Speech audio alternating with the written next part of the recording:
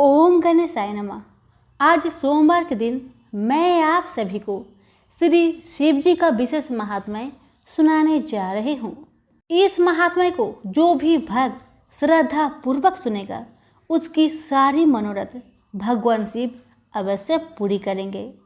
सभी प्रेम से बोलिए उमापति शंकर भगवान की जय। एक समय की बात है, त्रिपुरारी भुजंगधारी श्री काशीपति महादेव जगत माता पार्वती के साथ प्रसन्न रूप में विराजमान थे। जगत माता ने उनसे अनुरोध किया, भगवान कोई कथा कहिए। इस पर भगवान भूत भावन किंचित मुस्कुराए और बोले, हे पार्वती सुनिए, पूर्व समय में कुसमांड नामक एक ऋषि का पुत्र मंडप नाम से विख्यात था। वह बाल्यकाल में ही कुसंगति के कारण पाप कर्म में लीन हो गया था। अतः उसकी निंदित कथाओं को सुनकर उसके पिता, माता, भाई आदि सभी संबंधियों ने भी उसको अपने से अलग कर दिया। वह पूर्व जन्म के कर्मों के कारण किसी का कहना नहीं मान रहा था। उसकी आदतें यहाँ तक खराब हो गई कि वह साधु महात्मा, सत्पुरुषों एवं देवी देवताओं तक की निंदा करने लगा। युवा होने पर वह दूसरी स्त्रियों के प्रेम में फंस गया। प्रेम के बस में होकर वह औरों के द्रव्य आदि की चोरी में लीन हो गया। उसके दो घनिष्ठ मित्र थे, एक था नापित, दूसरा का नाम था पटहारा। इन तीनों ने मिलकर विचार किया कि किसी धनी के घर चोरी करके अधिक धन प्राप्त किया जाए। अतः तीनों ने मिलकर राजा के यहाँ चोरी की। इस चोरी के कारण बहुत सा धन हाथ लग गया।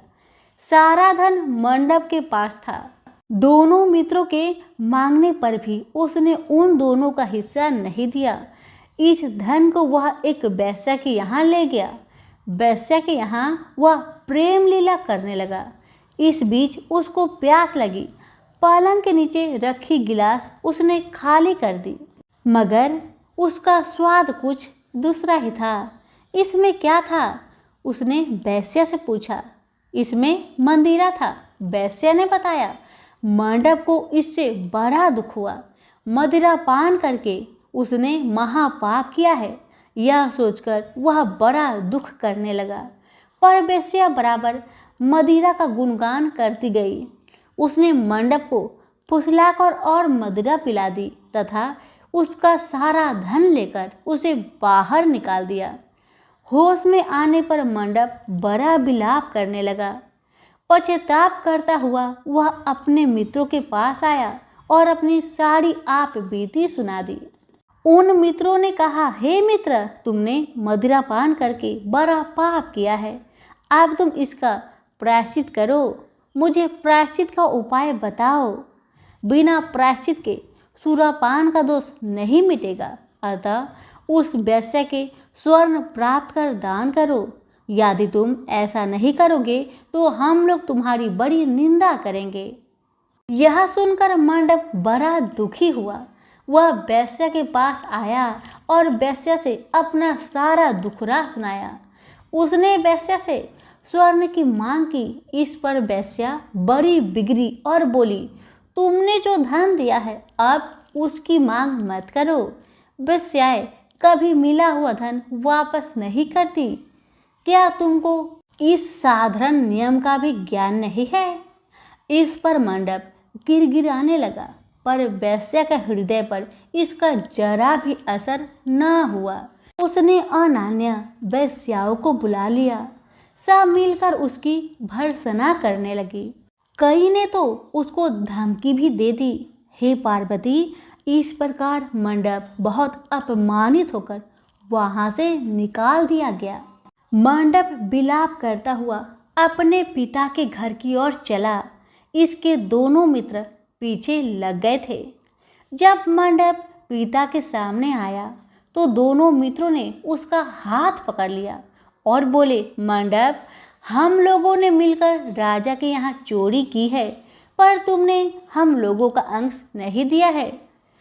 तुम हम लोगों का अंश दे दो। यह बात सुनकर कुसुमांड मुनि बहुत दुखी हुए और बोले, इस अधम से तुम लोगों की मित्र कैसे हो गई?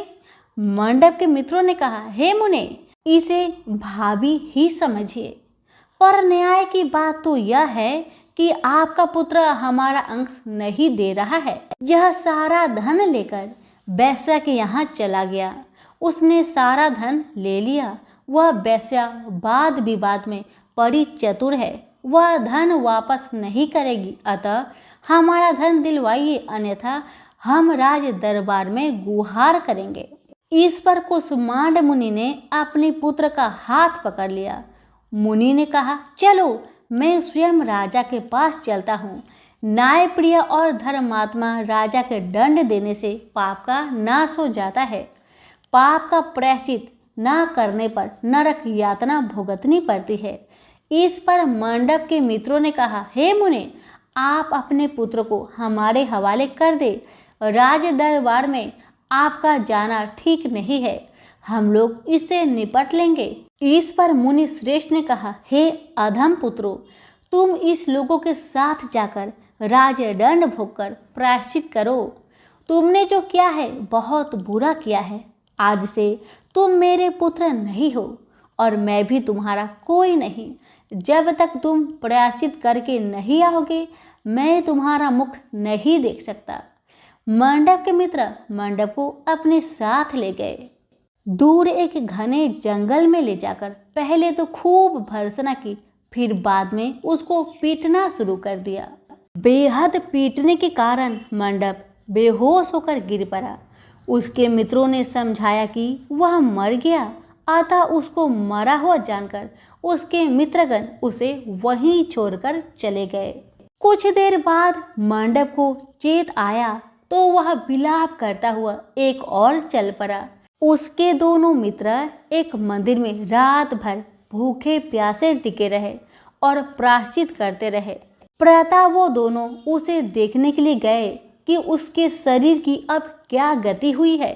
वह मंडप को ना पा उन दोनों को बड़ा आश्चर्य हुआ। फिर तो वो समझ गए कि मंडप मरा नहीं है, वह जीवित है और कहीं चला गया है। उस दिन शिव महात्म्य को जानने वाले लोग पंचक्रोशात्मक लिंग की प्रदक्षिणा कर रहे थे। मंडप भी उन लोगों के साथ हो गया। यात्रीगण कर्ममेश्वर के समीप रहे। मंडप ने भी वहां रहकर सारी रात जागरण किया। सब यात्रियों ने उसको साधु मान लिया और इस बात को भी वे मान गए कि वह परम शिव कुसुमांड का पुत्र मंडप है। मंडप शिव व्रतधारी परम शिव साधु के रूप में मान लिया गया। मंडप ने शंकर प्रतिमा के समक्ष नृत्य और भजन प्रारंभ किया। सज्जनों ने उसकी भक्ति देखकर उसका बड़ा आदर किया। मंडप भी सत्संग से परम भक्ति भाव वाला हो गया।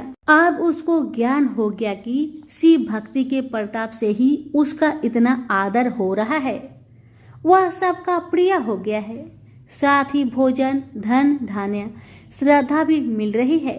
मंडप चंडिका देवी के मंदिर में आया। वहां काशी के धर्म के सज्जनों द्वारा भीम चंडी की पूजा हो रही थी। मंडप का वहां बड़ा आदर किया गया। रात्रि में मंडप ने क्षेत्र महात्म्य कहा और सुना। इसके बाद शिव भक्तों और विष्णु भक्तों ने मिलकर कीर्तन किया। मंडप ने इस नृत्य कीर्तन में प्रमुख भाग लिया। इससे प्रसन्न हो सबने मंडप की भूरी भूरी प्रशंसा की। इस प्रकार मंडप का मन शिव में लग गया।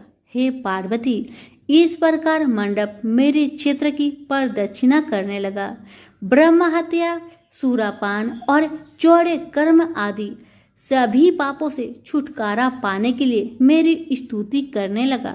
इस प्रकार की आराधना से वह सारे पापों से मुक्त हो गया।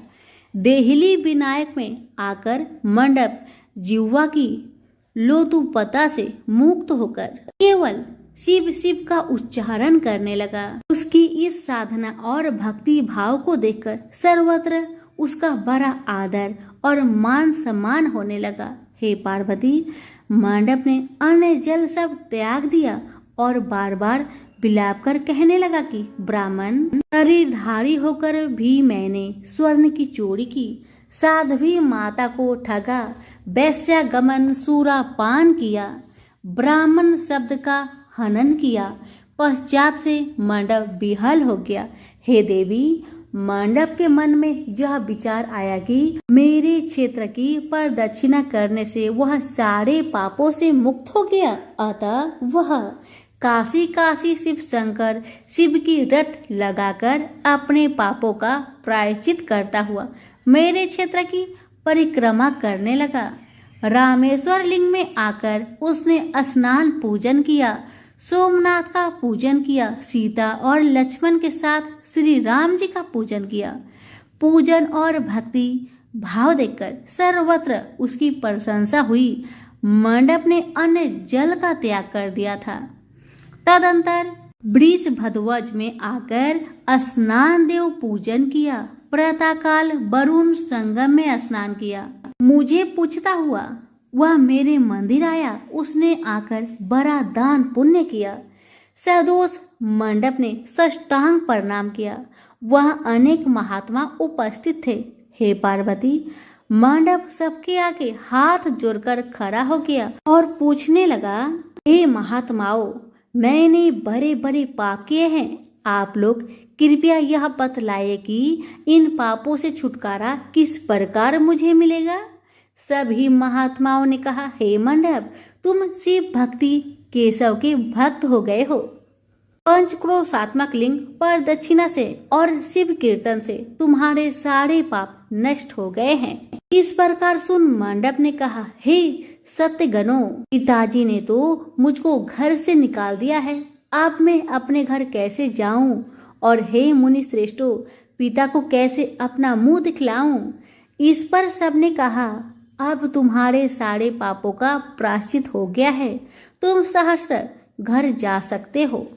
हे पार्वती, इस प्रकार मंडप अपने पिता के घर के सामने आया और शिव शंभो शंभो महादेव महादेव का उच्चारण करने लगा। स्वर सुनकर कुष्मांड मुनि ने अपनी पत्नी से कहा, हे प्रिय, देखो तो कौन द्वार पर शिव का उच्चारण करता हुआ आया, हमें परम सुख दे रहा है। शिव नाम की अमृत वर्षा कौन कर रहा है? मुनि पत्नी ने द्वार पर अपने पुत्र को देखा। हे पुत्र, तुम्हारा आना कैसे हुआ? मंडप ने कहा, हे माता, आपको और पिताजी को महात्मागण बुला रहे हैं। यह सुनकर मंडप की माता अपने पति के पास आई और उनसे सारा वृत्तांत कहा। हे पूज्यवर, आपका पुत्र शिव का नाम रटता हुआ द्वार पर उपस्थित है।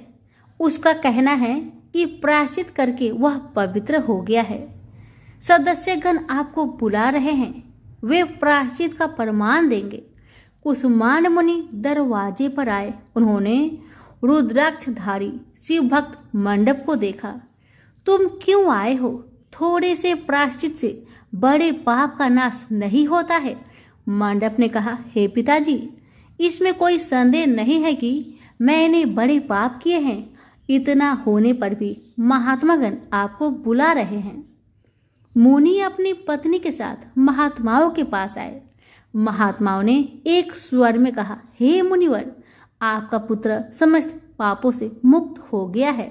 कुष्मांड ऋषि ने पूछा, हे मुनि श्रेष्ठों, किस आधार पर आपकी दृष्टि में मेरा पुत्र पाप मुक्त हो गया है? इसने तो बड़े बड़े पाप किए हैं। महात्माओं ने कहा, हे मुने, इस मुक्ति मंडप के स्वामी श्री भगवान विष्णु हैं, वही इसका उत्तर देंगे। महात्माओं ने विष्णु भगवान की स्तुति की।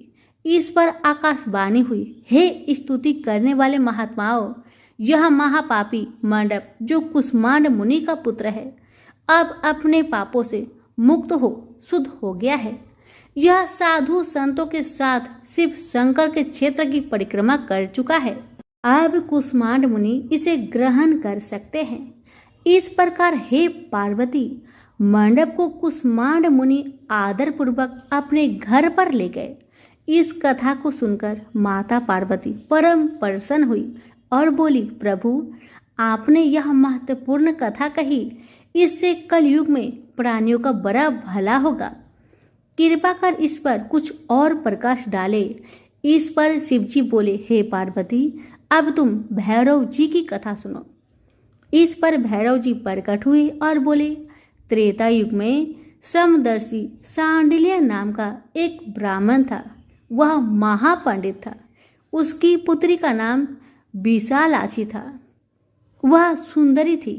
बाल्यकाल में ही उसके पिता ने उसका विवाह कर दिया। विवाह के बाद वह अपने पिता के घर पर रहती। वह युवा हो गई। युवा अवस्था होने पर भी उसका पति न आया, अतः सांडिल्य ब्राह्मण की कन्या पाप रता हो गई। इस कन्या ने काशी में बड़े बड़े पाप किए। सुंदरी होने के कारण दूर दूर के युवक उसके पास आने जाने लगे। वह बड़ी पापिनी हो गई। एक समय बड़े बड़े पापों को नष्ट करने वाली पंच क्रोशी यात्रा के यात्रीगण को देखकर वह विचारने लगी कि इन लोगों को पाप रत किया जाए। उस रात यात्रीगण दुर्गा कुंड पर रुके थे। विशालाक्षी धन के लोभ से वहां गई। वहां भजन कीर्तन का स्वांग रचाया। यात्री उसका भक्ति भाव देखकर प्रसन्न हुए और उसे वैष्णवी समझ बड़ा दान पुण्य किए। इस लोभ के कारण वैश्या विशालाक्षी यात्रियों के साथ हो गई। कर्ममेश्वर दहलीज रामेश्वर में उसने निवास किया और वरुण संगम में स्नान किया। यात्रियों द्वारा उसने काशी महात्म्य कथा भी श्रवण की। इस सत्संग समागम से विशालाक्षी की आंखें खुल गई। उसने अपने पर बड़ा पश्चाताप किया। यात्रियों को उसने सारा धन लौटा दिया और पाप से अलग होने का निर्णय कर लिया। उसने महात्माओं से पूछा, हे देवताओं, मैं बड़ी पापनी हूँ, कृपा मेरी मुक्त का उपाय कहिए। इस पर महात्माओं ने कहा, हे देवी, तुम धन्य हो, तुमको पापों से भय नहीं करना चाहिए। तुमने काशी क्षेत्र की प्रदक्षिणा की है, अब तुम हमारे साथ प्रदक्षिणा जारी रखो। विशालाक्षी ने उपयुक्त वचनों पर विश्वास किया। वह महात्माओं के साथ हो गई। 5वें दिन सभी यात्री वृषभ खंड में रहे। वह भी उन्हीं के साथ रही। सभी ने वरुणा संगम में स्नान किया और आदि केशव का पूजन किया। विशालाक्षी मुक्ति मंडप में आई। उसने बड़े भक्ति भाव से शिव शंकर की पूजा की। इस प्रकार विशालाक्षी सभी पापों से मुक्त हो गई।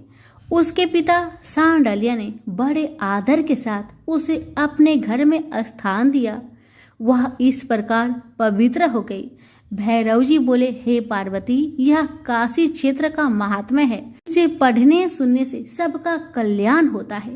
तो सभी प्रेम से बोलिए, उमापति शंकर भगवान की जय हो, लक्ष्मी नारायण की जय हो, भैरव जी की जय हो। अगर आपको कथा अच्छी लगी हो तो वीडियो को लाइक करके दूसरों को शेयर करना ना भूलें।